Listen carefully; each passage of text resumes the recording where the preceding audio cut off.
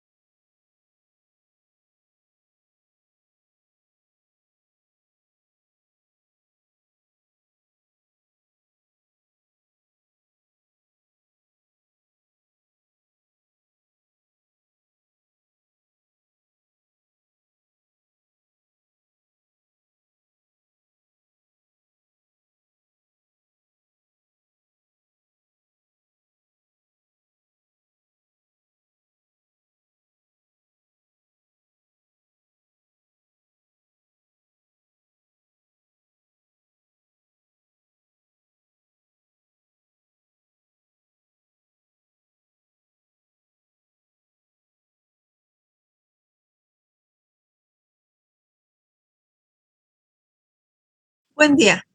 Bienvenidas y bienvenidos a una sesión más del Sistema Educativo de Salud para el Bienestar, que contribuye en la actualización y desarrollo de conocimientos y competencias del personal de salud, y a través de la educación continua y permanente repercute en el bienestar de la población. El día de hoy corresponde al Seminario Permanente de Calidad y Seguridad del Paciente.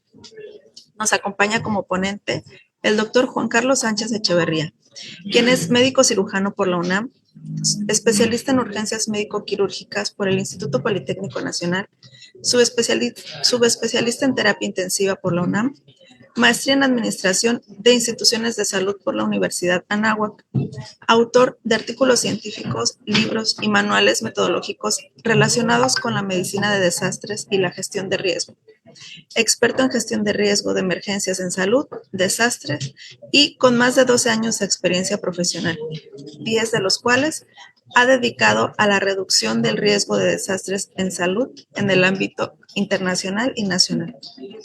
El tema que nos va a compartir el día de hoy es hospitales resilientes a emergencias de salud. Recording in progress. Les recordamos que pueden realizar preguntas o comentarios al término de la sesión. Al levantar sus manos, podemos activar sus micrófonos y leer sus comentarios, o a través de la videoconferencia por Facebook. Le voy a ceder la palabra al doctor Rosbel Toledo Ortiz, coordinador de Educación e Investigación de IMSS Bienestar, quien va a dar una pequeña plática. Muchas gracias, doctora Adriana. Nos da mucho gusto poder recibir al doctor Juan Carlos Sánchez Echeverría. Voy a ampliar un poco los antecedentes del doctor, que vale la pena mencionar. Él es consultor internacional del Departamento de Emergencias en Salud de la Organización Panamericana de la Salud en Washington, D.C. desde hace 3 años. ha desarrollado la metodología y herramientas para la reducción de riesgos de desastres en salud en el marco de respuestas multiamenaza para el sector salud por la OPS en 2018, el programa INGRID, Inclusión en la Gestión de Riesgos de Desastres en Hospitales, en OPS, también en 2018, el Índice de Preparativos ante Emergencias y Desastres en Salud en 2019, la evaluación rápida de establecimientos de salud, ERES, post-desastre de la OPS OMS, también en 2019, y la evaluación estratégica del riesgo de establecimientos de salud en 2021, además de la herramienta estratégica de evaluación del riesgo de la OMS, la evaluación de establecimientos de salud por desastre de la OPS, y él es coordinador para las Américas para la implementación de la metodología Hospital Resiliente por OPS OMS.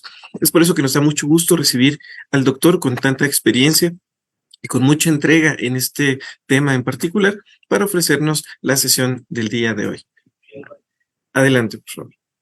Muchísimas gracias, doctor Roosevelt Toledo. Un gusto estar aquí acompañándolos. Muy agradecido por la invitación a la doctora Diana Gallegos, a la doctora Miriam López Basilio, que han hecho toda la coordinación para que esto pueda ser realidad. A nombre del doctor Ciro Ugarte, director del Departamento de Emergencias en Salud y Desastres en la OPS, del doctor Celso Bambarem, jefe de la unidad de preparativos, y del doctor Alex Camacho, jefe de la unidad de reducción de riesgo de desastres, quiero agradecer esta oportunidad que nos brindan para poder comentar con ustedes esta iniciativa que estamos llevando ya a algunos países en las Américas y que esperamos pronto podamos ampliar con ustedes en México. Ya en el IMSS esto se está aplicando y ahora pues aprovechando la formación de esta gran institución que es IMSS Bienestar, con esta nueva adaptación que tienen, pues creo que puede ser una muy buena oportunidad para poder trabajar en ello de manera conjunta.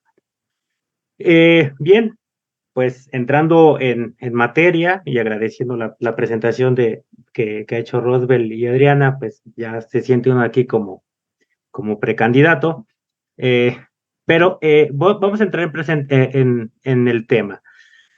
¿Por qué Hospital Resiliente ante Emergencias de Salud y Desastres? ¿Cuál es la razón de esta iniciativa? ¿Cuál es el objetivo?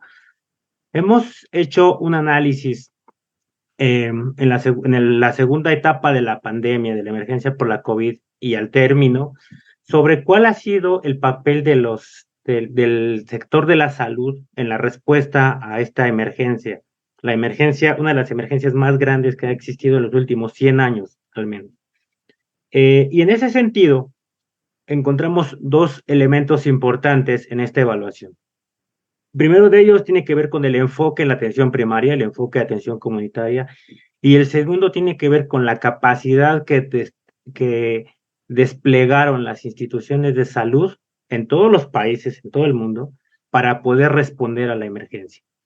Y esa capacidad, en un 90%, se centró en los hospitales, en los establecimientos de salud.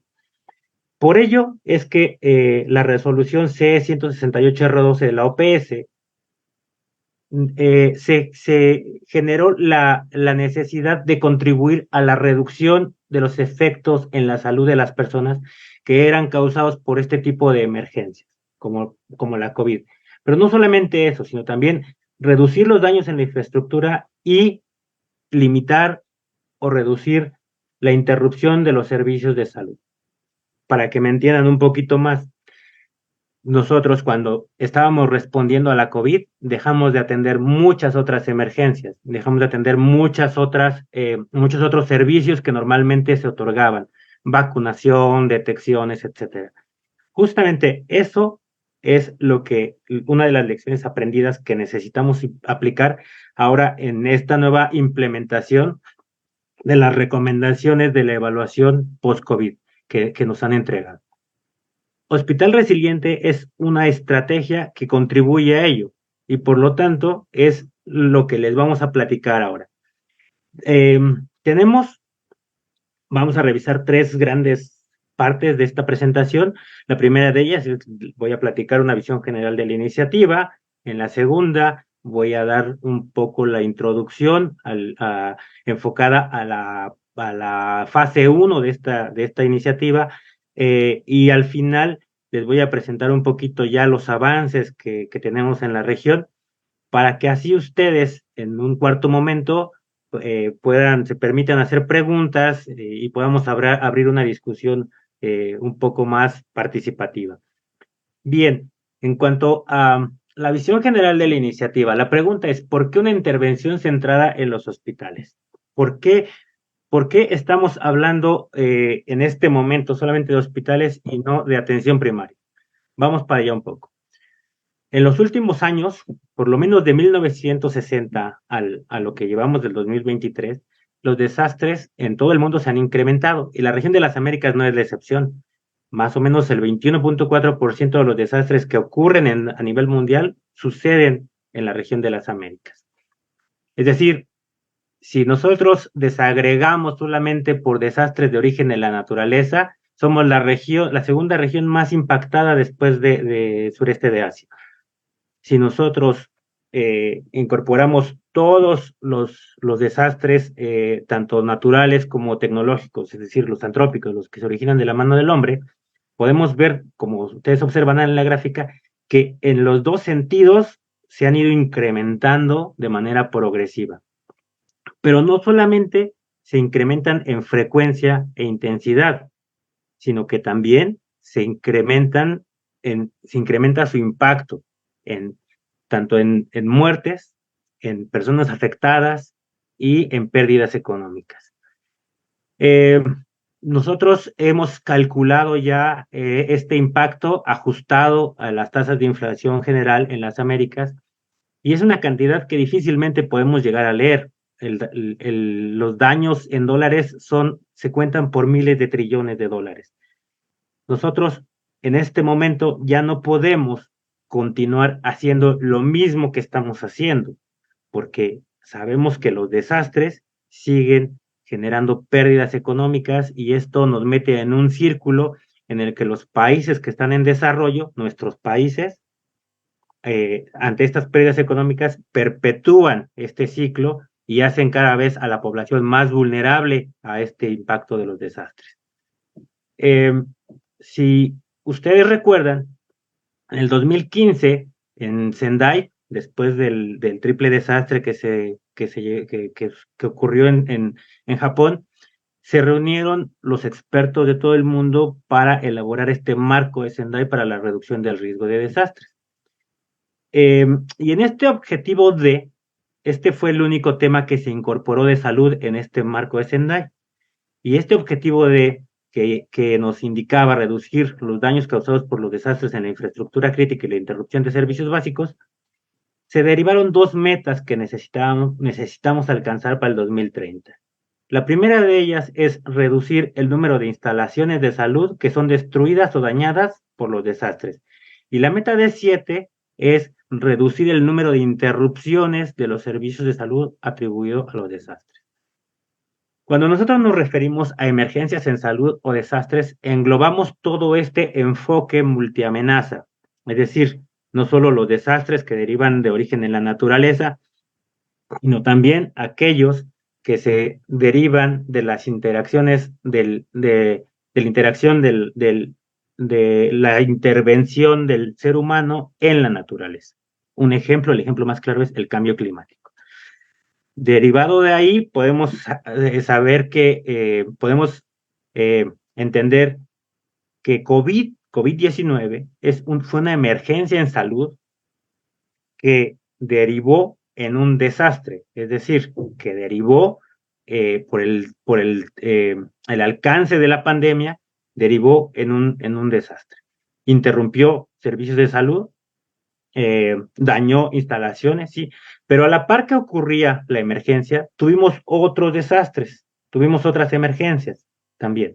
Tuvimos sismos, tuvimos inundaciones, tuvimos huracanes.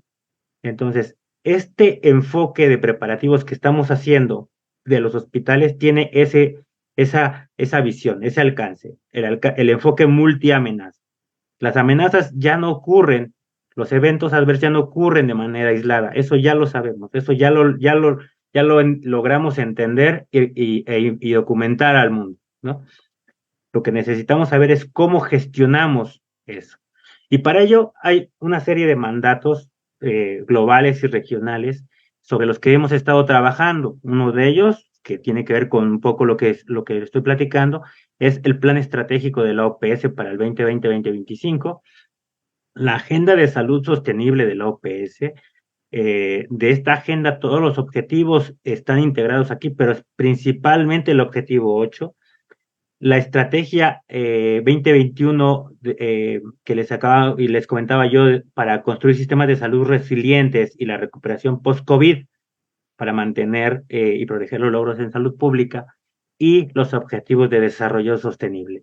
Son algunos de los marcos en los que estamos englobando esto y en lo que les estamos dando soporte a esta iniciativa. Hemos visto entonces ya, por un lado, esta gráfica de incremento de los desastres en la región, pero también les quiero presentar esta otra información que complementa esta gráfica. Ocurren esos eventos, pero además tenemos una cantidad muy grande de hospitales que están expuestos a amenazas. En el 2021, la OPS desarrolló un trabajo colaborativo con otras agencias para mapear la ubicación de todos los hospitales en la región de las Américas, y tenemos alrededor de 20.400 hospitales ya mapeados que tienen emergencias, que tienen el servicio de emergencias, y de estos aproximadamente el 88% están expuestos al menos a alguna amenaza, ¿no? Pero eso no sería lo grave, digamos. Por la ubicación, que estamos cerca del cinturón de fuego del Pacífico, las placas tectónicas, etcétera, podemos decir que eso, digamos, sería lo esperado.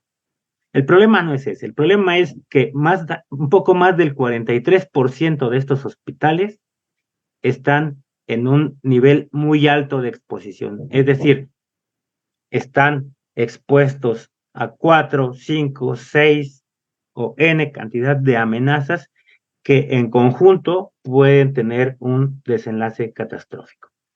Ahora bien, por supuesto, no están aquí todos los hospitales, faltan los hospitales de primer nivel de atención, lo que ustedes conocen como unidades de medicina familiar, centros de salud, centros comunitarios, etcétera. Sin embargo, es importante que comprendamos que estos hospitales que hemos mapeado de manera inicial son aquellos que nos van a ayudar a responder a emergencias y desastres. Y que cuando un hospital de estos queda inhabilitado por una emergencia o por un desastre, deja de atender alrededor de 200,000 personas. Es decir, ese es el impacto promedio global de un hospital. Por lo tanto, eso se convierte en un segundo desastre. Es decir, cuando las personas más necesitan de acudir a un sitio seguro para recibir atención médica, ya no tienen donde acudir porque ese hospital quedó deshabilitado. ¿Qué aprendimos de la COVID entonces? Y esto está soportado en evidencia. Esto no es algo que hemos nosotros desarrollado. Estos enunciados los hemos resumido de esta revisión en la literatura. Pero creo que es algo que también ustedes ya saben, ¿no? La pandemia por COVID creó una demanda impresionantemente alta de atención médica, ¿no? Es decir, esta demanda de atención en tanto a nivel primario como de atención hospitalaria nunca se había visto, nunca antes la habíamos tenido. Los hospitales fueron la piedra angular en esta respuesta, ¿sí? Es decir, si no hubiéramos tenido ya esa cantidad de hospitales con esas capacidades, esto hubiera sido algo peor, ¿no? Tampoco es que no se haya hecho nada antes. Sin embargo, algo que encontramos es que más de la mitad de estos hospitales operaron muy por arriba de la capacidad instalada. Un ejemplo, hospitales que tenían 100 camas, estaban atendiendo en algún momento 150, 180 o 200 pacientes hospitalizados críticos, ¿no? Hospitales que tenían 10 camas de terapia intensiva terminaron abriendo o expandiendo su capacidad a 40 camas con ventilador. A eso nos referimos con que las los hospitales tuvieron que adaptar no solamente sus estructuras organizativas, sus instalaciones, equipamiento, sus cadenas de suministros, etcétera, para poder mantener esos estándares de atención al paciente. Puede haber muchas críticas sobre la calidad de la atención, sobre el nivel de atención, pero la realidad es que los hospitales fueron el ejemplo vivo de resiliencia del sector salud, y eso es una lección aprendida. Y sobre eso es sobre lo que estamos construyendo esta iniciativa. Ahora, en muchos lugares ustedes hablan de resiliencia. Esto no es un término nuevo. Resiliencia se ha venido hablando desde 1960, 70, ¿no? No es que estemos inventando el agua tibia, pero exactamente ¿qué es resiliencia hospitalaria? O sea, ¿a qué nos referimos con resiliencia, con capacidades de resiliencia? Bueno, lo primero que deberíamos entender es ¿para qué quiero ser resiliente? ¿Para qué quiero un hospital resiliente? El objetivo es mantener la función y proporcionar esa alta calidad de cuidados que ya vimos que se requiere, ¿no? Mantener o asegurar la continuidad de los servicios críticos justo cuando más se le necesita, pero sin dejar a nadie atrás. Es decir, incluir a las personas con discapacidad, incluir a las poblaciones vulnerables, me refiero a poblaciones indígenas, con el enfoque de género, etcétera, es decir, sin dejar a nadie atrás. ¿Ok? ¿Para qué? ¿Para qué entonces estoy conceptualizando esto? Pues para estas múltiples amenazas que me pueden suceder, ¿no? Como ya hemos comentado, estamos expuestos a estas amenazas múltiples, necesitamos tener ese enfoque multiamenaza, y para ello necesitamos entonces incorporar todas aquellas herramientas que ustedes conocieron durante la pandemia, que han ido desarrollando, y aquellas que además nos van a permitir identificar exactamente cuáles son esos riesgos a través de identificarlos, prepararnos para responder, pero además contar con sistemas de alertamiento temprano que nos digan en qué momento tenemos que activar esta capacidad de preparación. ¿De acuerdo? Ahora, ¿cómo lo vamos a hacer? Bueno, hay dos aspectos importantes que hemos encontrado en algunas revisiones metodológicas. Resiliencia dura, la parte que ustedes conocen propiamente de las instalaciones del hospital, es decir, la infraestructura, la instalación, líneas vitales, etcétera, el edificio, ¿sí? ¿No? Que sea adaptable y flexible a diferentes contextos, ¿no? Y resiliencia blanda, que es todo aquello que encontramos que hace funcionar a un hospital, el personal, finanzas, logística, cadenas de suministro, etcétera. ¿De acuerdo? Y todo esto lo vamos a hacer a través de un enfoque planificado, ¿sí? Y este enfoque planificado tiene que ver con cómo adaptamos todos esos elementos de resiliencia dura y de resiliencia blanda, cómo los adaptamos a través de metodologías y herramientas para que nos permitan tener una serie de capacidades para la respuesta a esas emergencias. Estas capacidades, ahorita voy a profundizar más, pero tienen que ver con no solamente que el establecimiento de salud, su personal, resistan el embate de una emergencia, ¿no? Sino que además puedan adaptarse, aumentar, expandir sus capacidades, ser flexibles para poder recuperarse lo más rápido del impacto de la emergencia. Como resultado, entonces, vamos a obtener que podemos mantener la continuidad de las operaciones, garantizar el otorgamiento de estos servicios críticos, de estos servicios esenciales, y además proveer alta calidad de atención a pacientes críticos. Si esto lo logramos desarrollar en un establecimiento de salud, por supuesto que el impacto a mediano y largo plazo es la reducción de pérdida de vidas, la disminución en los daños en la infraestructura, vamos a limitar la pérdida en inversiones, ¿no?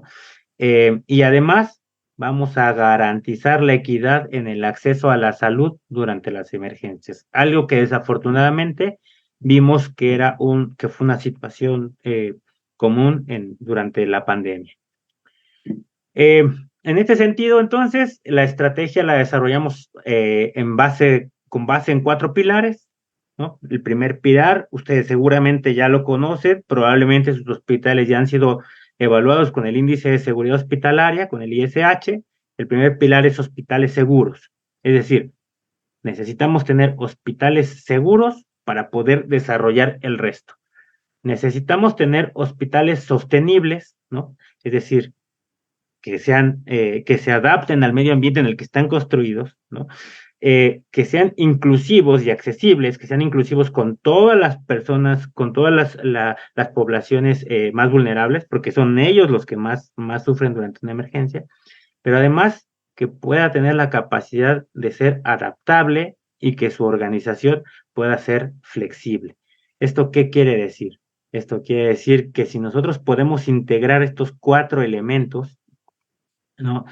Lo más probable es que nuestros establecimientos de salud no interrumpan sus operaciones y se mantengan operando cuando más se les necesita. ¿De acuerdo? Ahora bien, para resumir un poco las capacidades a desarrollar. Nosotros habíamos hablado de la capacidad de resistir. ¿Esto qué quiere decir? Un hospital tiene que ser seguro, tiene que ser construido o reforzado de manera estructural para proteger la vida de los ocupantes. No importa la emergencia, no importa si es un huracán, un sismo, COVID, etcétera.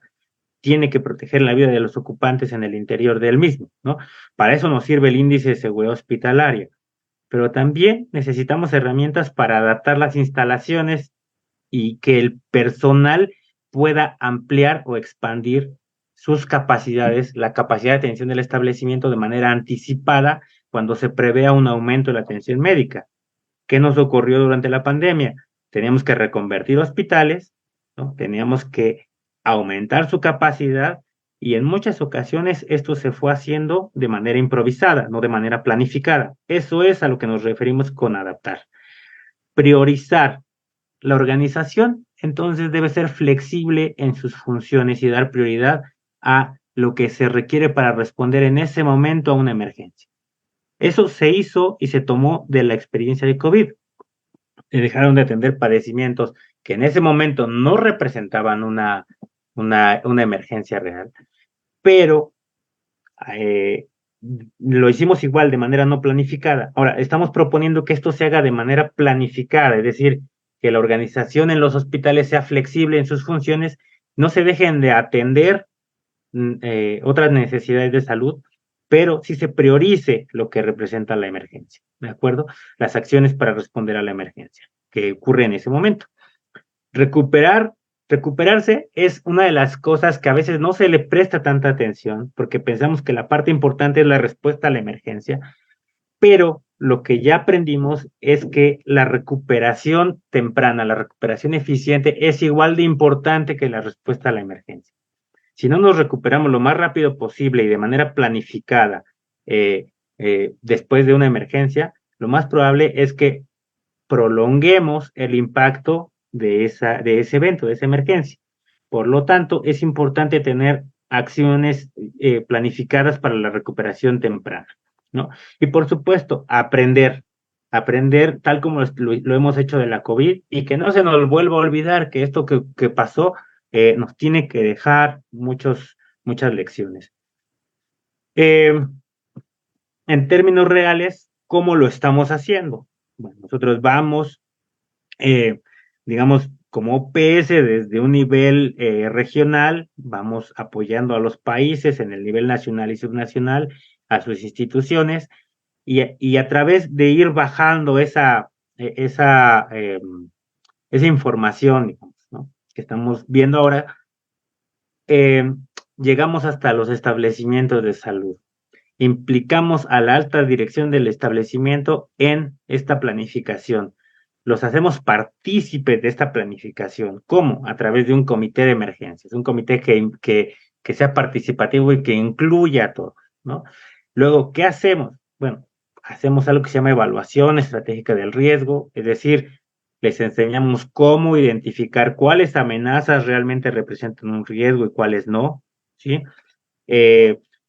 Evaluamos el nivel de sus preparativos, es decir, identificamos la capacidad de afrontamiento que tiene el hospital pero no solamente el hospital de manera aislada, el hospital dentro de una red de establecimientos de salud, ¿sí?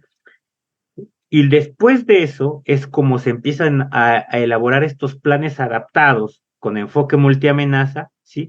Para que los hospitales tengan ya documentado qué van a hacer. Estos planes incluyen procedimientos operativos estandarizados, procesos, etcétera, ¿sí? Y en el sexto paso, nosotros les brindamos un enfoque de sostenibilidad, es decir, una vez que ya se han ejecutado las evaluaciones, entonces vemos, ok, cómo eso puede ser sostenible en el mediano y en el largo plazo, ¿sí? Incluyendo la evaluación del ambiente en el que está situado el establecimiento de salud, ¿sí? Aquí entran muchas intervenciones que lo van a hacer más amigable con el medio ambiente, que van a reducir su impacto en la huella de carbono, etcétera, ¿ok? Una vez teniendo todo esto, entonces ponemos a prueba todos los elementos a través de simulacros, de ejercicios de simulación, y los metemos en un sistema informático que ya nos permite dar un seguimiento a todos estos hospitales. Al final, ¿qué es lo que necesitamos lograr? ¿Recuerdan la diapositiva del marco de Sendai? Nosotros necesitamos llegar al 2030 acortando esta brecha de resiliencia. Es decir, trabajando en la reducción del riesgo de desastres a través de la adaptación de los establecimientos de salud y de los sistemas de salud en los países y mitigando o reduciendo los riesgos existentes. La mayoría de estos riesgos, en algunos casos, no se pueden eliminar. Justo esto, ahí donde interviene la gestión del riesgo de emergencias en salud y desastres. Ahora bien, para pasar ya al enfoque, a la segunda parte de esta charla, el enfoque integrado en las herramientas de la fase. Nosotros desarrollamos digamos, este mapa, ¿no? Mm, este mapa, este proceso a manera de un mapa para que podamos explicar que este proceso, esta iniciativa consiste de 3 fases. La primera de ellas, entonces, incluye la evaluación estratégica de riesgos, que es donde entra la herramienta STAR-H, una metodología que está desarrollada y publicada y que está a su disposición. En la fase 1 también determinamos la capacidad de afrontamiento, la capacidad de respuesta del establecimiento a través de 2 herramientas, uno que es el índice de seguridad y la herramienta Ingrid, ¿no? Estos van de la mano con una herramienta que se llama SMART, que es este desarrollo de intervenciones inteligentes para que el hospital pueda adaptarse al ambiente en el que está situado. En la fase 2 entramos ya con las intervenciones y el desarrollo de las capacidades de resiliencia. Es decir, en el plan de respuesta que ya se ejecuta, que ya se desarrolla para el establecimiento, ya entran algunos procedimientos operativos estandarizados, por ejemplo, evacuación, expansión de las capacidades, recuperación temprana, continuidad de negocios o continuidad de servicios, y otras más de acuerdo a las necesidades que vaya presentando cada establecimiento de salud en específico, ¿no? Algo que cierra la fase 2 es poner a prueba todo esto, poner a prueba el plan para, a través de ejercicios de simulación, para saber si se hacen correcciones, si se hacen ajustes pertinentes o si el establecimiento de salud continúa su proceso a través del seguimiento y un control. Por supuesto, ustedes tienen a su disposición estas herramientas. Yo más adelante les voy a poner los enlaces para que ustedes las puedan descargar. Son metodologías y guías que están allí en la biblioteca de la organización. Este proceso de implementación, un poco para no ser repetitivo, incluye que a través de STAR-H nosotros identificamos entonces esas amenazas que representan un riesgo alto para el establecimiento, evaluamos la capacidad que tiene el establecimiento en su conjunto, o sea, la organización de este establecimiento de salud para responder a esas amenazas identificadas, determinamos cuál es el nivel de inclusión, es decir, si nosotros incluimos a las personas con discapacidad por extensión vamos a beneficiar a todas las personas, ¿no?, que están dentro del establecimiento de salud. Definimos estrategias para que estos objetivos se puedan lograr, es decir, estrategias claras, lo voy a decir así, personalizadas para cada uno de los establecimientos de salud en función de sus evaluaciones, y se establece un ciclo de planificación estratégica que permite estar trabajando de manera continua, o sea, dando acompañamiento a el establecimiento de salud, no solamente para actualizar sus planes y sus procedimientos, sino también para capacitar y entrenar a su personal. ¿De acuerdo? Si ustedes ven, STAR-H e ISH son herramientas que ya están complementarias, ¿no? Ya se complementan. ¿Esto qué quiere decir? Por un lado, STAR-H me ayuda a identificar cuáles son los riesgos prioritarios, pero por el otro lado, cuando ustedes, como muchos de ustedes sabrán, el ISH, que ya lleva muchos años aplicándose en México, me ayuda a saber cuál es el nivel de seguridad del establecimiento, ¿no?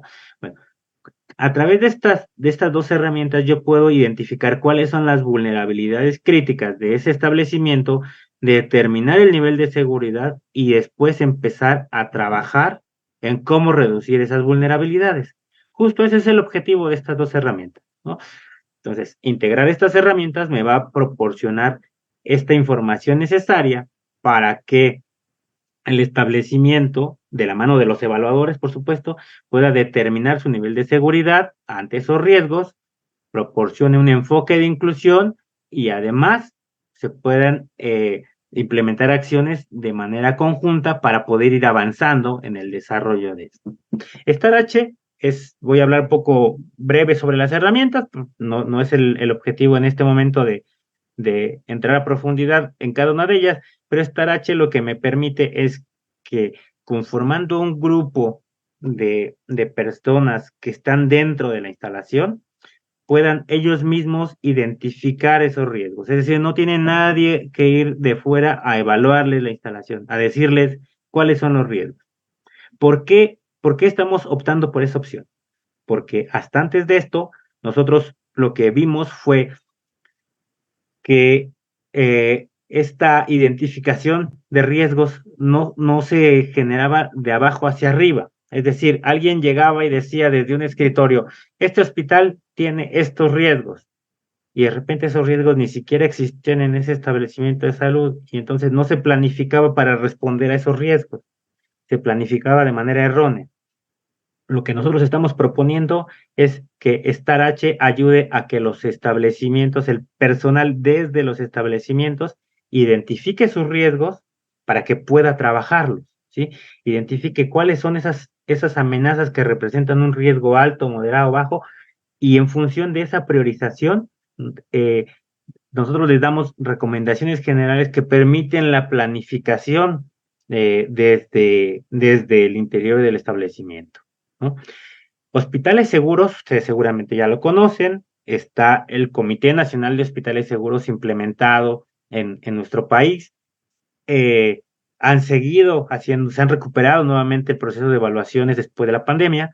El ISH nos permite obtener esta información, es decir, el nivel de seguridad de la estructura de la edificación propiamente, de los elementos no estructurales, aquello que hace funcionar el establecimiento, es decir, las líneas vitales, equipos y suministros, etcétera, y la parte del personal, es decir, la parte que hace la gestión de las emergencias y los desastres.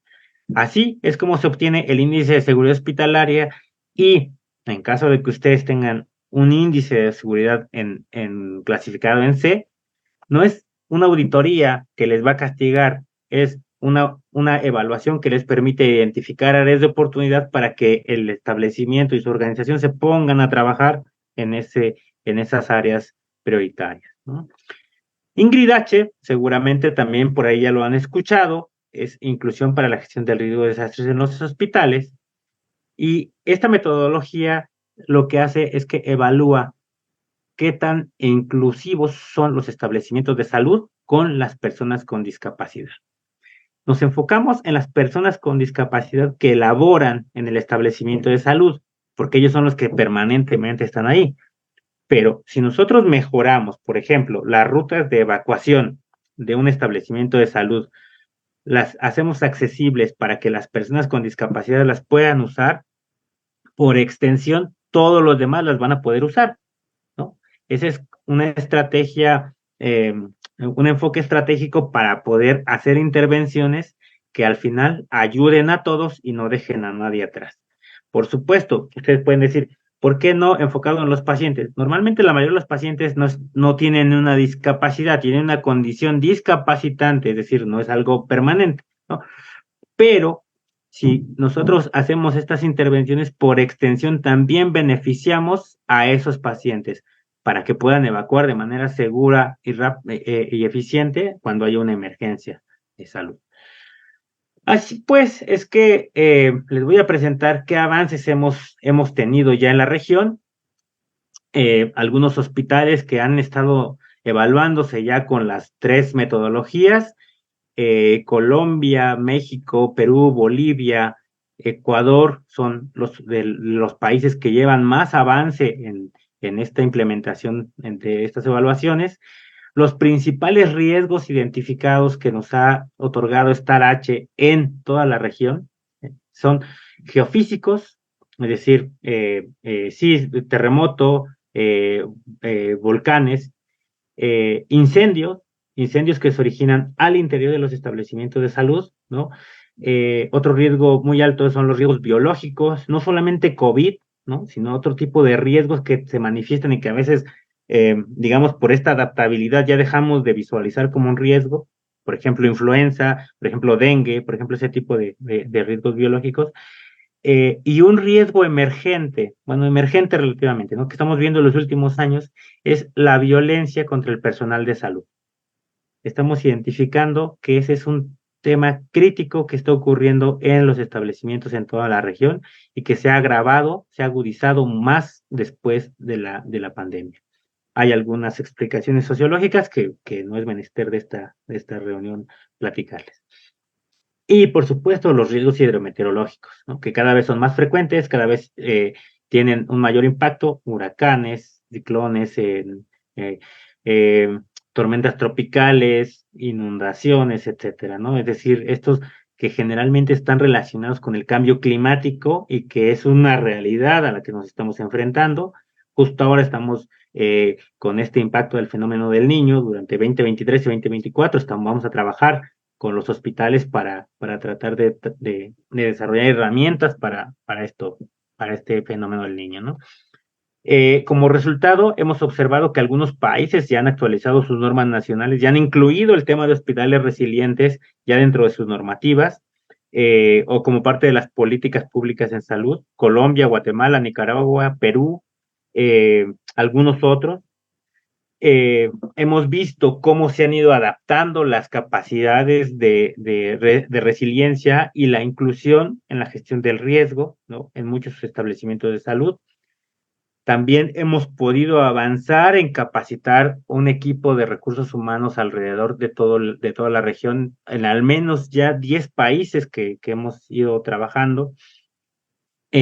Estamos formando facilitadores que nos ayuden a formar evaluadores, ¿no? Para que estos evaluadores, cuando vayan a los hospitales, puedan capacitar y entrenar al personal de salud que trabaja en los hospitales. Sin embargo, una brecha que estamos encontrando es la alta rotación del personal de salud. Es decir, hay personal que entrenas en un establecimiento y ya cambió de establecimiento. Pero esa es una brecha y es una área de oportunidad. Hay que contaminarlos para que ellos, cuando cambien de establecimiento, vayan y platiquen de eso en el otro establecimiento de salud, ¿sí? Que diseminen esta información para que esto pueda llegar a un buen término. En cuanto a los indicadores del marco de Sendai, ¿qué encontramos? Miren, en cuanto al indicador D2 y D7, establecimiento de salud o instalaciones dañadas o destruidas por desastres e interrupción de servicios, encontramos al cierre del 2022 tenemos poco más de 1,000 instalaciones que han sido de primer nivel, que han sido dañadas o destruidas, hospitales generales, o sea, hospitales que conocemos nosotros como el segundo nivel, alrededor de 163 instalaciones que han tenido este impacto y alrededor de 65, digamos, de estos hospitales de alta especialidad o centros de referencia nacional o centros médicos, como los conocemos, alrededor de 65 establecimientos de este tipo, de este nivel, que han sido destruidos. Es decir, el impacto que siguen teniendo los desastres sobre las instalaciones de salud sigue siendo muy alto, ¿sí? En cuanto al índice de seguridad, encontramos que alrededor de 23% de los hospitales que se han evaluado durante 2021 y 2022 estaban evaluados en C. ¿Esto qué quiere decir? Que son hospitales que requieren una intervención urgente. Urgente nos referimos a un periodo menor a 3 meses para poder reducir sus vulnerabilidades, ¿no? Algo que nos da mucho gusto es que ya se han ido adaptando estas herramientas en estos países y que ahora tenemos más o menos un 46% de estos, un 56%, perdón, de los estados miembros, o sea, de los 35 estados miembros que conforman la OPS, que han implementado la evaluación del riesgo. Es decir, que ya implementan de manera sistemática esta metodología para identificar cuáles son los riesgos reales a los que se enfrentan y sobre de ello desarrollan su planificación. ¿Por qué es importante eso? Porque hasta antes de de que introdujéramos esta necesidad de evaluación del riesgo, se desarrollaban planificaciones de manera no estratégica, no eficiente. De por sí tenemos pocos recursos y si no los enfocamos de manera eficiente, pues no podemos lograr mejor estos objetivos. 25 países están trabajando en el fortalecimiento de su capacidad de respuesta a emergencias. Nos falta mucho por avanzar, sobre todo en el Caribe, pero hemos estado trabajando en ello. Por supuesto, podemos decir ya un poco de manera desagregada, ¿no? Que muchos de estos países y establecimientos de salud, instituciones de salud, han estado desarrollando ya sus planes.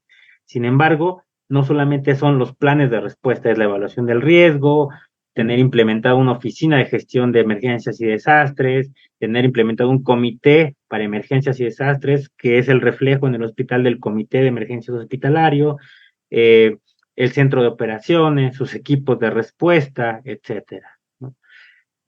Así, pues, llegamos a esta parte, ¿no? Donde les puedo decir que ya muchos países siguen avanzando en esta evaluación del riesgo de desastres, y quiero poner a su disposición estos cursos de autoinstrucción que están en el campus virtual de salud pública que hemos estado trabajando. El curso virtual de evaluación de establecimientos de salud a través del ISH se hizo con el centro de colaborador del IMSS. La coordinación de proyectos especiales en el IMSS tiene un centro colaborador de la OMS, y ese centro colaborador, MEX 35, para servicios de salud resilientes, ha estado desarrollando muchas herramientas y además le da soporte técnico y operativo a el Comité Nacional de Evaluación de Hospital Seguro en México. Es importante que lo sepan porque, bueno, ustedes pueden pedir apoyo del centro colaborador para implementar estas herramientas.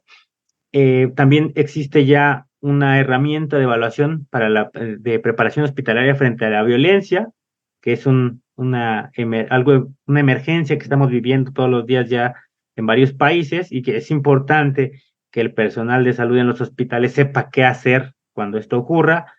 Desarrollamos un curso también junto con el centro colaborador que se llama Sistema de Comando de Incidentes por Hospitales, que les enseña cómo planificar, cómo hacer la planeación de su organización para responder, cómo desarrollar estas capacidades organizativas para responder cuando se enfrenten a una emergencia o un desastre. Y el marco de respuesta multiamenaza. Dentro del marco de respuesta multiamenaza tenemos un curso que les ayuda a elaborar un plan hospitalario para la respuesta a emergencias en salud y desastres.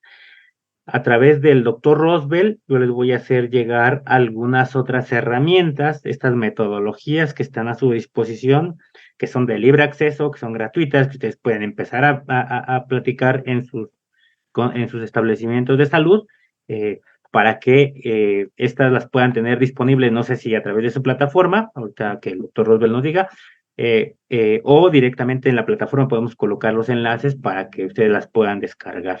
Por supuesto, este es mi contacto. estoy a sus órdenes.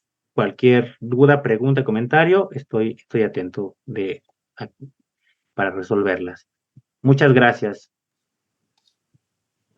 Muchas gracias, doctor. Un tema bastante interesante que tenemos la fortuna de presenciar el día de hoy.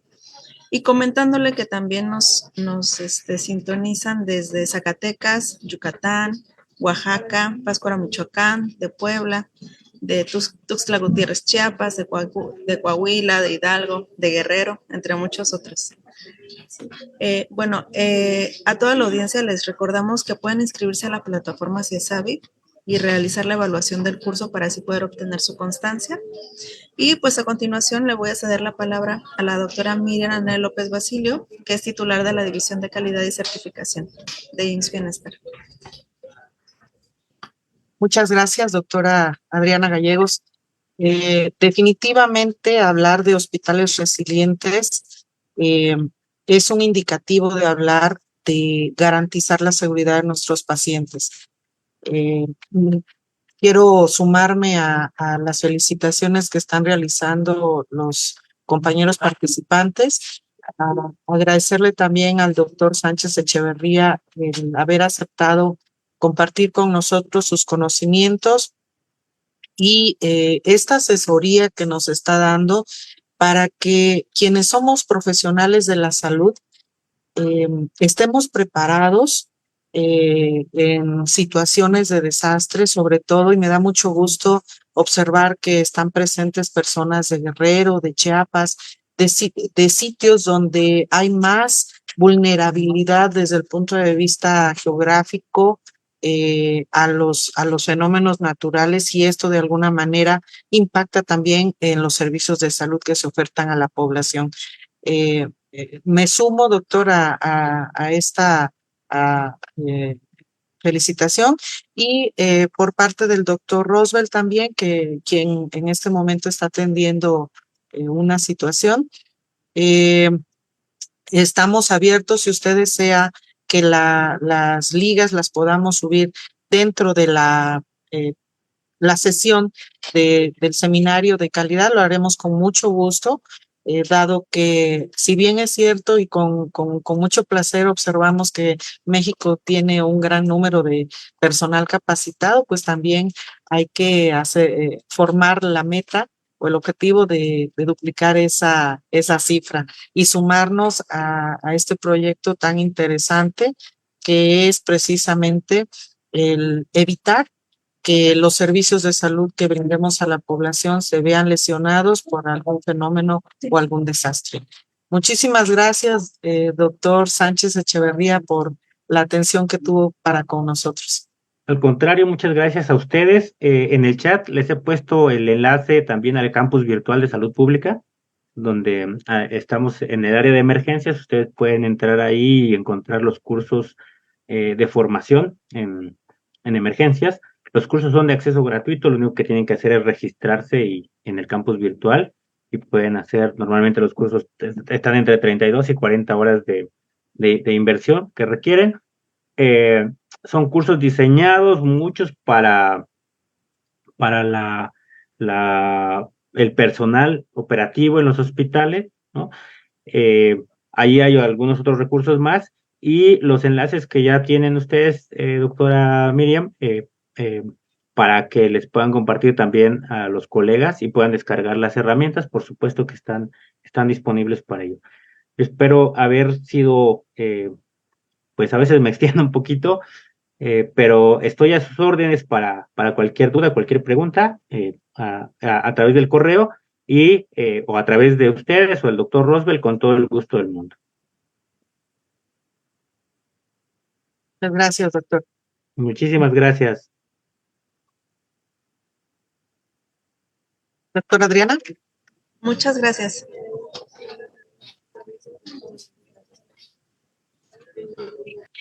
Bien, pues creo que nos da las instrucciones finales. Están preguntando por la constancia.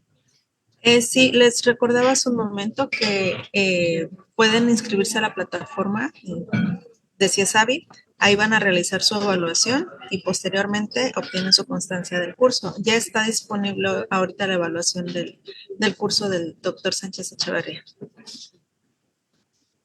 Es importante que se registren en la página, en la plataforma de CIESAVI, que ya nos hizo favor de compartir la doctora Adriana en el chat, para que por favor ubiquen esa liga y posteriormente ubicar la sesión del día de hoy para realizar su evaluación y obtener la constancia, como bien lo comentó la doctora. Pues de mi parte es todo. Muchísimas gracias, doctor Sánchez, por su participación. Al contrario, ustedes, muchísimas gracias, que tengan una buena tarde. Hasta luego. Muchas gracias, bonita tarde. Hasta luego. Chao.